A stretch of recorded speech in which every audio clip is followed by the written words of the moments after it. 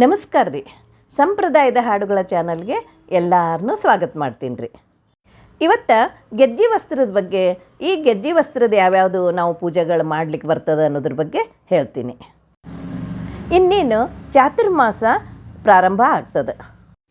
ಇದೇ ತಿಂಗಳು ಜುಲೈ 25ನೇ ತಾರೀಕು ಏಕಾದಶಿ, ಅವತ್ತಿನ ದಿವಸ ಚಾತುರ್ಮಾಸ ಪ್ರಾರಂಭ.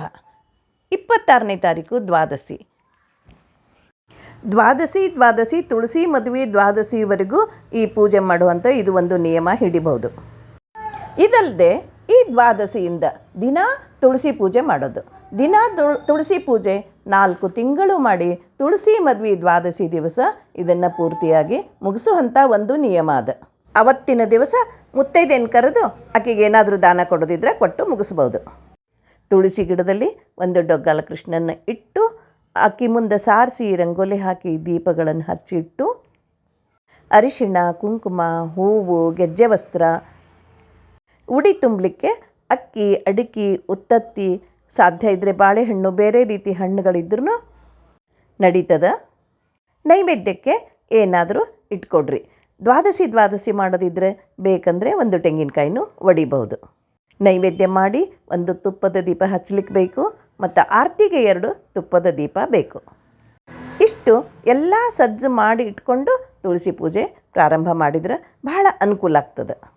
ಯಾವುದೇ ಒಂದು ಮರ್ತೆ ಅಂತ ನಾವು ಎದ್ದೆದ್ದು ಪೂಜೆ ಮಾಡಲಿಕ್ಕೆ ಕೂತ್ರೆ ಆ ಒಂದು ದೃಢ ಮನಸ್ಸು ಅಲ್ಲಿ ಬರೋಂಗಿಲ್ಲ. ಅದಕ್ಕೆ ಎಲ್ಲ ಒಂದೇ ಸಾರಿ ಇಟ್ಕೊಂಡು ಪೂಜೆ ಮಾಡ್ಬೋದು.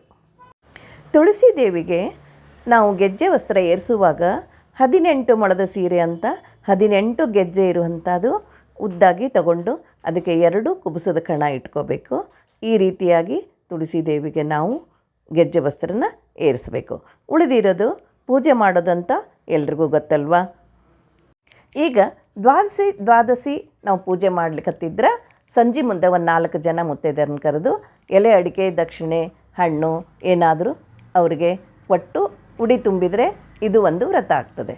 ಮತ್ತು ಇನ್ನು ಈ ಚಾತುರ್ಮಾಸದಾಗ ದಿನ ಬಿಡದೆ ನಾನು ತುಳಸಿ ಪೂಜೆ ಮಾಡ್ತೀನಿ ಅಂದಾಗ ಆ ತುಳಸಿ ದೇವಿಗೆ ನಾನು ಹೇಳಿದ ರೀತಿ ಎಲ್ಲ ಇಟ್ಕೊಂಡು ಪೂಜೆ ಶುರು ಮಾಡಿ, ಮತ್ತು ಅವಾಗ ಯಾರನ್ನೂ ಅರ್ಶಿನ ಕುಂಕುಮ ಕರಿಬೇಕಂತಿಲ್ಲ.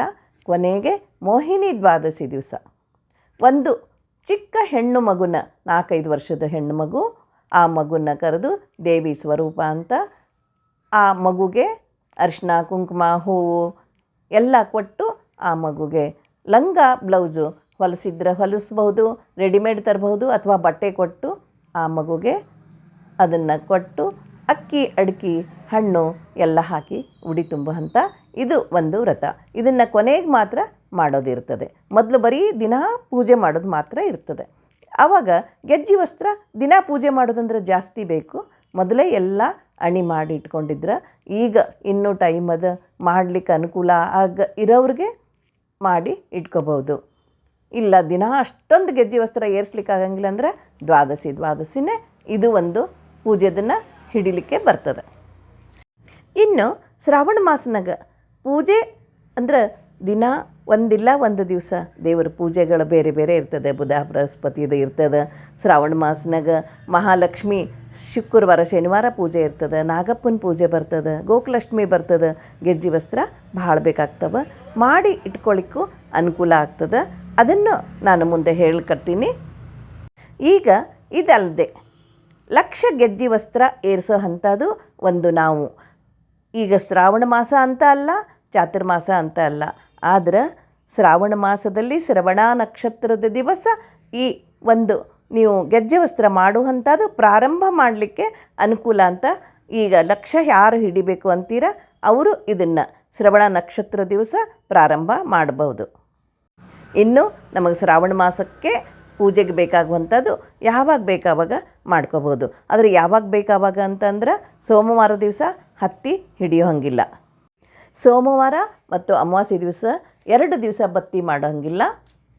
ಇದಲ್ಲದೆ ಮಂಗಳವಾರ ಮತ್ತು ಹುಣ್ಣಿಮೆ ದಿವಸ 2 ದಿವಸ ಹತ್ತಿ ಒಳಗಿನ ಕಾಳು ತೆಗಿಯಂಗಿಲ್ಲ. ಇನ್ನು ಉಳಿದ ದಿವಸಗಳೊಳಗೆ ನೀವು ಬತ್ತಿ ಮಾಡ್ಕೋಬಹುದು. ಆದರೆ ಸೂರ್ಯಾಸ್ತದ ಒಳಗೆ ಮಾಡಿ ಮುಗಿಸ್ಬೇಕು. ಅದರ ನಂತರ ಮಾಡಬಾರ್ದು. ಮನೆ ಒಳಗೆ ಯಾರ ಮನೆಗೆ ಹೊಲದಾಗ ಬೆಳೆದಿರ್ತದೆ ಅವ್ರಿಗೆ ಹತ್ತಿ ಇದು ಸಿಗ್ಬೋದು. ಇಲ್ಲೇ ಇದ್ರೆ ಈಗ ಎಲ್ಲ ಕೊಂಡು ಸಿಗ್ತದೆ, ಅದನ್ನು ಉಪಯೋಗ ಮಾಡ್ಲಿಕ್ಕೆ ಬರ್ತದೆ. ಎಲ್ಲರಿಗೂ ಮನೆ ಹತ್ತಿ ಸಾಧ್ಯ ಇರಂಗಿಲ್ಲ. ಈಗ ಅಂಗಡಿಗಳಲ್ಲಿ ಪೂಜೆಗೆ ಬೇಕಾಗುವಂಥ ಸಾಮಾನುಗಳು ಸಿಗೋ ಗ್ರಂಥಿಗೆ ಅಂಗಡಿ, ಪೂಜಾ ಸಾಮಾನು ಸಿಗುವಂಥ ಅಂಗಡಿ ಒಳಗೆ ಹತ್ತಿ ಸಿಗ್ತದೆ, ಅದನ್ನು ತಂದು ಮಾಡಲಿಕ್ಕೆ ಬರ್ತದೆ. ಈ ಲಕ್ಷ ಗೆಜ್ಜೆ ವಸ್ತ್ರ ಏರಿಸಬೇಕು ಅಂತ ಯಾರು ಸಂಕಲ್ಪ ಮಾಡ್ತಾರೆ, ಅವ್ರ ಇಷ್ಟ ದೇವರಿಗೂ ಏರಿಸ್ಲಿಕ್ಕೆ ಬರ್ತದೆ. ಯಾರು ತುಳಸಿಗೆ ಏರಿಸ್ತಾರೆ. ಲಕ್ಷ ಅಂದ್ರೆ 1,00,000 ಮಾತ್ರ ಅಲ್ಲ, 1,08,000 ಗೆಜ್ಜೆ ಆಗುವಷ್ಟು ನಾವು ಮಾಡಬೇಕು. ಬಡ್ಡಿ 8,000 ಅಂತ 1,00,000 8,000 ಮಾಡಿದಾಗ ಅದು ಪೂರ್ತಿ 1,00,000 ಲೆಕ್ಕಕ್ಕೆ ಬರ್ತದೆ. ಮತ್ತು ಇದು ಇಷ್ಟು ದಿವಸ, ಇಷ್ಟು ತಿಂಗಳ, ಇಷ್ಟು ವರ್ಷ ಅಂತ ಇದಕ್ಕೇನು ಒಂದು ಟೈಮು ದಿನಗಳನ್ನು ಈ ಕಟ್ಟಳೆ ಅಂತ ಇಲ್ಲ. ಯಾಕಂದ್ರೆ ಯಾರ್ಯಾರಿಗೆ ಹೆಂಗೆ ಅನುಕೂಲ ಆಗ್ತದೆ, ಒಂದು ದಿವಸ ಹೆಚ್ಚು ಮಾಡ್ಬೋದು, ಒಂದು ದಿವಸ ಕಡಿಮೆ ಮಾಡ್ಬೋದು, ಅಥವಾ ಮನ್ಯಾಗ ಅನಾನುಕೂಲ ಇದ್ರೆ 8 ದಿವಸ ನಮಗೆ ಮಾಡಲಿಕ್ಕೆ ಆಗಂಗಿಲ್ಲ ಅಂತೂ ಆಗ್ತಿರ್ತದೆ. ಅದಕ್ಕೆ ಯಾವಾಗ ಆಗ್ತದೆ ಮಾಡಿ ಇಟ್ಕೊಂಡು ಒಂದು 500 ನಂಗೆ ಒಮ್ಮೊಮ್ಮೆ ನಮಗೆ ಆದಾಗ ನಿಮ್ಮ ಇಷ್ಟ ದೇವರಿಗೆ ಫೋಟೋ ಆಗಲಿ ಒರೆಸಿ, ಅರ್ಶಿನ ಕುಂಕುಮ ಹಚ್ಚಿ, ಹೂವು ಏರಿಸಿ, ಈ ಗೆಜ್ಜೆ ವಸ್ತ್ರ ಏರಿಸಿ, ತುಪ್ಪದ ದೀಪ ಹಚ್ಚಿ ಇಟ್ಟು ನೈವೇದ್ಯ ತೋರಿಸಿ ಆರತಿ ಮಾಡಿಬಿಡ್ರಿ. ಯಾವಾಗ ಆಗ್ತದೆ? ಯಾಕಂದ್ರೆ ದಿನ ಮಾಡಲಿಕ್ಕಂತೂ ಆಗೋದಿಲ್ಲ. ದಿನ 500,000 ಗೆಜ್ಜೆ ವಸ್ತ್ರ ಮಾಡಲಿಕ್ಕೆ ಸಾಧ್ಯ ಆಗಂಗಿಲ್ಲ. ಅದಕ್ಕೆ ಇದನ್ನು 2 ವರ್ಷ 3 ವರ್ಷದವರೆಗೂ ನಾವು ಇದನ್ನು ಒಂದು ಸಾರಿ ಹಿಡಿದ್ರೆ ಅಲ್ಲಿವರೆಗೂ ನಮಗೆ ಆದಾಗ ಮಾಡೋದು. ಹಬ್ಬ ಹರಿದಿನದೊಳಗೆ ಮಾಡೋದು ಬಿಟ್ಟು ಬೇರೆ ದಿವಸದಲ್ಲಿ ನಾವು ಇದನ್ನು ಮಾಡ್ಕೊಳಿಕ್ಕೆ ಬರ್ತದೆ. ಆದ್ರೆ ಪ್ರಾರಂಭ ಮಾಡಬೇಕಾದ್ರೆ ಶ್ರಾವಣ ಮಾಸದಾಗ ಶ್ರವಣ ನಕ್ಷತ್ರ ದಿವಸ ಮನಸ್ಸಿನಲ್ಲಿ ಸಂಕಲ್ಪ ಯಾವ ರೀತಿ ಭಗವಂತ ನಮ್ಮ ಮನಸ್ಸಿಗೆ ಹಾಕಿದಾನ, ಅವ ಮನಸ್ಸಿನಾಗ ಮಾಡಲಿಕ್ಕೆ ಹಾಕಿರ್ತಾನೆ. ಯಾರಿಗೆ ಸಾಧ್ಯ ಆಗ್ತದೆ ಅವರು ಮಾಡ್ಬೋದು. ಆದರೆ ಮಾಡಲಿಕ್ಕೆ ನಾನಲ್ಲ, ಭಗವಂತ ಮಾಡಿಸ್ಕೊಳ್ಳೋನು ಹೆಂಗಾದರೂ ಅವನ ಮನಸ್ಸಿನಾಗ ಹಾಕಿ ಮಾಡಿಸ್ಕೊತಾನೆ. ಈಗ ಗೆಜ್ಜೆ ವಸ್ತ್ರ ಮಾಡು ತೋರಿಸ್ತೀನಿ. ಭಾಳ ಸರಳದ, ಭಾಳಷ್ಟು ಮಂದಿ ಎಲ್ಲರಿಗೂ ಬರ್ತಿರಬೇಕು. ನನಗೆ ಭಾಳ ಈಜಿ ಅನ್ನಿಸ್ತದೆ ಅಂಥೇಳಿ ಈಗ ನಾನು ಒಂದು ರೀತಿ ತೋರಿಸ್ತೀನಿ ನಿಮ್ಗೆ. ಯಾರ ಹತ್ರ ಮನೆ ಹತ್ತಿ ಇದ್ರೆ ಅವರು ಈ ಹತ್ತಿನ ಕಳೆದು, ಕಸರು ತೆಗೆದು, ಕಾಳು ತೆಗೆದು ಅದನ್ನು ರೆಡಿ ಮಾಡಿ ಇಟ್ಕೋಬೇಕು. ಅಲ್ಲದೆ ಅದು ಒಂದು ಸ್ವಲ್ಪನೂ ಗಂಟಿರ್ಲಾರ್ದಂಗೆ ಚೆಂದಾಗಿ ಕೈಯಿಂದ ಹಿಂಜಬೇಕು. ಕೆಲವರು ಬಿಲ್ಲು ಮಾಡಿ ಅದನ್ನು ಬಿಲ್ಲಿನಿಂದ ಚೆಂದಾಗಿ ನೀರಾಗಿ ಮಾಡ್ಕೋತಾರೆ. ಇದು ನೋಡ್ರಿ, ಇದಕ್ಕೆ ಗೊಂಬಿ ಹತ್ತಿ ಅಂತಾರೆ, ಜಡಿ ಹತ್ತಿ ಅಂತಾರೆ. ನಮ್ಮ ಮನೆಗೆ ಸ್ವಲ್ಪ ಇತ್ತು, ತೋರಿಸ್ತೀನಿ. ನಾನು ಆದಷ್ಟು ಹೊಲದಿಂದ ಬರೋ ಹತ್ತಿ ನಮಗೆ ಸಿಗಲಿಲ್ಲ ಅಂದ್ರೆ ನಾನು ಗ್ರಂಥಿಗೆ ಅಂಗಡಿ ಒಳಗೂ ತೊಗೊಂಬಂದು ಉಪಯೋಗ ಮಾಡ್ತೀನಿ. ಈ ರೀತಿ ಒಂದು ಸ್ವಲ್ಪನೂ ಗಂಟಿರ್ಲಾರ್ದಂಗೆ ಚೆಂದಾಗಿ ಹಿಂಜಬೇಕು. ಕೆಲವರು ಬಿಲ್ನಿಂದ ಬಡ್ಕೊಂಡು ನೀರಾಗಿ ಮಾಡ್ಕೋತಾರೆ, ಚಲೋ ಆಗ್ತದೆ. ಹೀಗೆ ಕೈನಿಂದ ಇದು ಮಾಡ್ಕೊಳ್ಳಿಕ್ಕೆ ಬರ್ತದೆ. ಎಲ್ಲರಿಗೂ ಮನೆ ಹತ್ತಿ ಸಿಗಲಿಕ್ಕೆ ಸಾಧ್ಯ ಇಲ್ಲ. ಯಾರಿಗೆ ಮನೆ ಒಳಗದ ಅವ್ರಿಗೆ ಸರಳ ಆಗಲಿ ಅಂತ ತೋರಿಸ್ತೀನಿ. ಹಿಂಗೆ ಪೂರ್ತಿ ಕರೆಕ್ಟಾಗಿ ನೀರಾಗಬೇಕು, ಎಲ್ಲೆಲ್ಲೂ ಗಂಟೆ ಇರಬಾರ್ದು. ಇದನ್ನು ಉದ್ದಕ್ಕೆ ಮಾಡಿಕೊಂಡು ಅದೇ ಹಂಜಿ ಥರ ಮಾಡ್ಕೋಬೇಕು.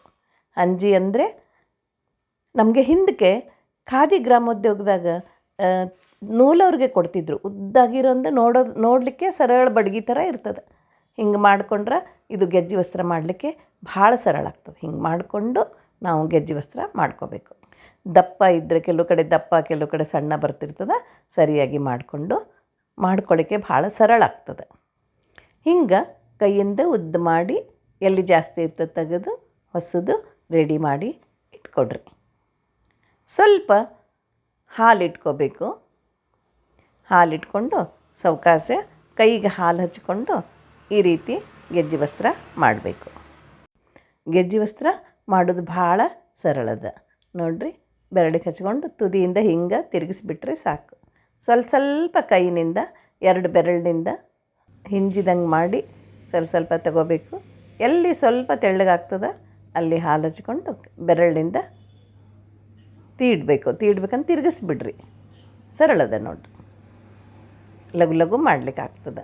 ಮತ್ತು ಈಗ ಉದ್ದಕ್ಕೆ ನಾವು ಹಂಜಿ ಮಾಡಿ ಇಟ್ಕೊಂಡ್ಬಿಟ್ರೆ ಭಾಳ ಲಘು ಲಘು ಲಘು ಆಗ್ತದೆ. ಇದು ಭಾಳ ಸರಳ ಅನ್ನಿಸ್ತದಲ್ರಿ. ಹೊಸದಾಗಿ ಕಲಿಯೋರಿಗೆ ಮಾತ್ರ ಇದು ಉಪಯೋಗ. ಯಾಕಂದ್ರೆ ನಾವು ಮೊದಲು ಏನೂ ಬರ್ತಿದ್ದಿಲ್ಲ. ನೋಡಿ ನೋಡಿ ನೋಡಿ ಕಲಿತು ಈಗ ಭಾಳ ಸರಳ ಅನ್ನಿಸ್ತದೆ. ಹಂಗೆ ಅವ್ರಿಗಿದು ಸರಳ ಆಗಲಿ ಅಂತ ನಾನು ನನಗೆ ತಿಳಿದ ಅಂಥ ವಿಧಾನ ಹೇಳ್ಕೊಡ್ಲಿಕತ್ತೀನಿ. ಮೊದಲು ಯಾವಾಗರೆ ಪೂಜಾಕ್ಕೆ ಮಾಡ್ಲಿಕ್ಕೆ ಬೇಕು ಅಂತ ಸ್ವಲ್ಪ ಸ್ವಲ್ಪ ಮಾಡಿಕೊಂಡು ಪ್ರಾಕ್ಟೀಸ್ ಮಾಡಿರಿ. 15 ದಿವ್ಸಕ್ಕೆ ಒಂದು ಸಾರಿ ಪೂಜೆ ಮಾಡಲಿಕ್ಕೆ ಏನು ಜಾಸ್ತಿ ಬೇಕಾಗೋದಿಲ್ಲ. ಇದನ್ನು ತುಳಸಿ ಪೂಜೆ ಮಾಡಲಿಕ್ಕೆ ಅನುಕೂಲ ಆಗ್ತಂತ ನಾನು ತೋರಿಸ್ಕೊಡ್ಲಿಕತ್ತೀನಿ. ಇನ್ನು ಚಾತುರ್ಮಾಸದ ಸಣ್ಣ ಪುಟ್ಟ ವ್ರತ ನಿಯಮ ಇನ್ನೊಂದು ವಿಡಿಯೋದಾಗ ಮಾಡಿ ಹಾಕ್ತೀನಿ. ಈಗಾಗಲೇ ಒಂದಿಷ್ಟು ಹೇಳೀನಿ, ಮತ್ತು ಈ ಸರಿ ಸಾಧ್ಯದಷ್ಟು ಬ್ಯಾರೆನ ಹೇಳ್ಕೊಡ್ತೀನಿ.